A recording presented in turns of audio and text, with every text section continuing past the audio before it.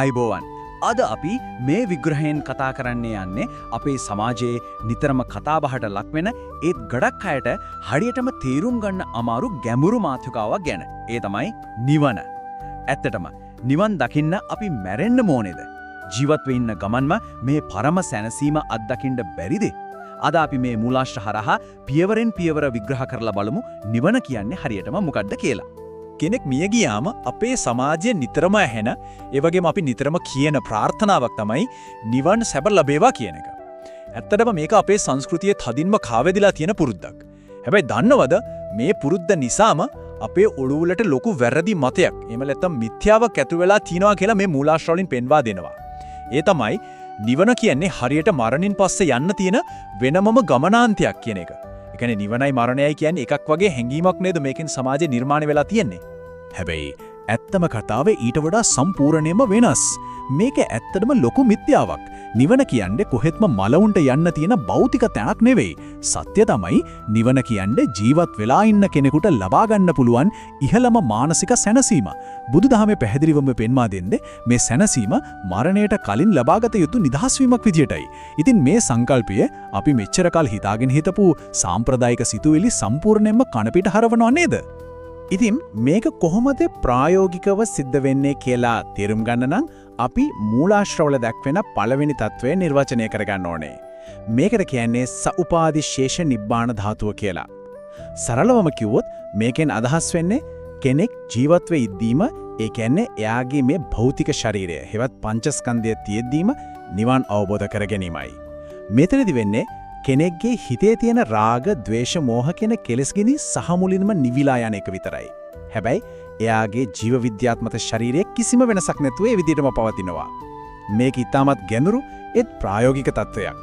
මේ සංකල්පය හරියටම තහවුරු කරන්න පුළුවන් හොඳම උදාහරණය තමයි බුදුරජාණන් වහන්සේගේ ජීවිතයේ කාල රේඛාව.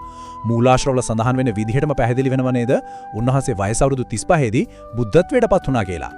ඒ කියන්නේ අර අපි කලින් කතා කරපු සියලුම මානසික කෙලෙස් ගිනි සහ මුලින්ම නිවිලා ගියා. ඒත් එතනින් පස්සේ උන්වහන්සේ තවත් අවුරුදු 45ක්ම ලෝක සත්‍යය වෙනුවෙන් ධර්මයේ දේශනා කරමින් මේ ලෝකේ ජීවත් වුණා. වයස අවුරුදු 80 දී තමයි පිරිනිවන් පෑවේ. ඉතින් මේ කාල රේඛාවෙන් බොහොම පැහැදිලිව ඔප්පු වෙනවා මේ පරම මානසික සැනසීම සහ භෞතික ශරීරය කියන දෙක කිසිම ගැටලුවක් නැතුව දශක ගණනාවක් එකට පවතින්න පුළුවන් කියන එක. මේක තවත් ප්‍රායෝගිකව තේරුම් ගන්න මේ කාරණය අපිට ලොකු උදව්වක් වෙනවා.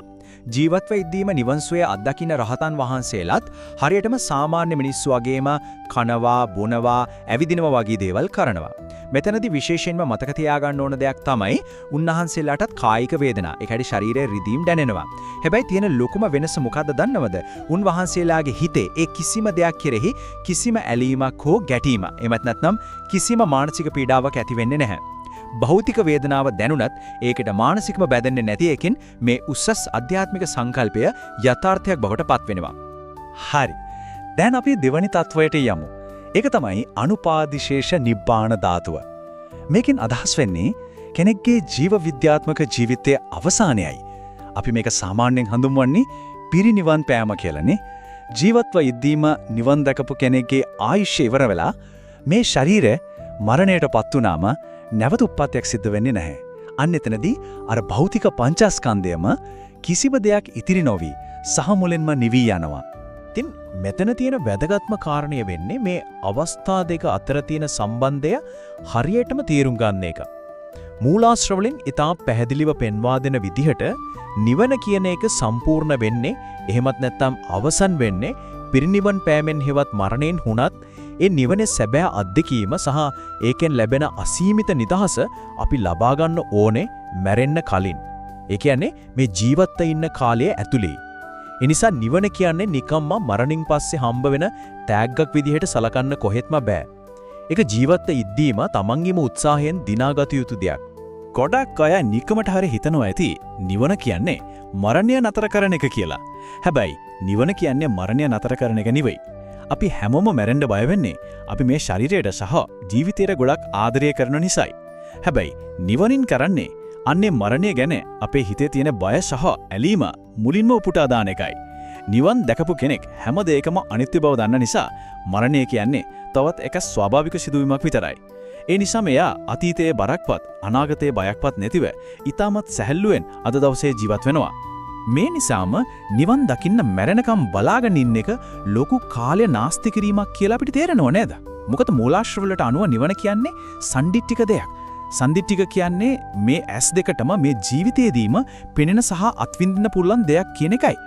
බුදුරජාණන් වහන්සේ මේ ගැඹුරු ධර්මයේ දේශනා කළේ ජීවත් වෙන හුස්ම ගන්න ප්‍රායෝගික ප්‍රශ්න තියෙන මිනිස්සුන්ට මිසක් මලවුන්ට නෙවෙයි කියන එක අපි නිතරම මතක තියාගන්න ඕනේ.